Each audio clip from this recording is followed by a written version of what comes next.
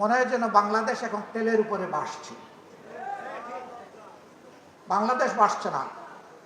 কিছু লোক যারা বিভিন্ন যুগে এবং এখনো সরকারকে তেল মারে, তারাই আসলে তেলের সংকটটা দেখতে দিচ্ছে না।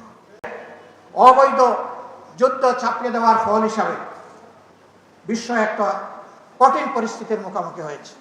বাংলাদেশ জ্বালানির সংকট তীব্র আকার ধারণ করেছে।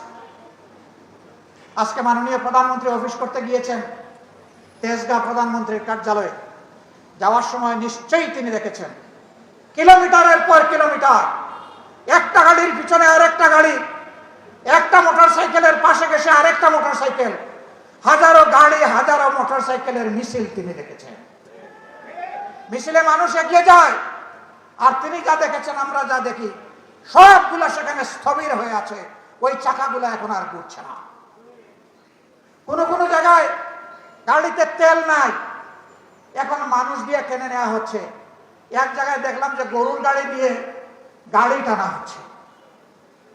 অথচ আমরা যখন জাতীয় সংসদে এই বিষয়টা জানতে চেয়েছি এবং বলেছি যে এটা তো বর্তমান সরকারের সৃষ্ট কোনো সমস্যা নয়, এটা বিশ্বব্যাপী একটা সমস্যা।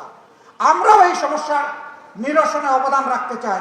খোলামেলা আলোচনা করুন, সত্য কথা প্রকাশ করুন, সমস্যাগুলো তুলে ধরুন, আমরা সবাই মিলে সমাধান করব। না, তারা এটা শুনবেন না।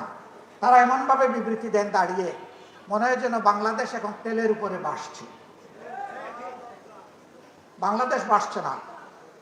কিছু লোক যারা বিভিন্ন যুগে এবং এখনো সরকারকে তেল মারে, তারাই আসলে তেলের সংকটটা দেখতে দিচ্ছে না। মনে রাখবেন, এই তেলে অনেকেই অতীতে পিছলে গিয়ে কোমর ভেঙেছে। আমরা চাই না আপনারা দেশকে নিয়ে কোনো বিপদে পড়েন, কারণ দেশের মানুষের কষ্ট আমাদের সবার কষ্ট।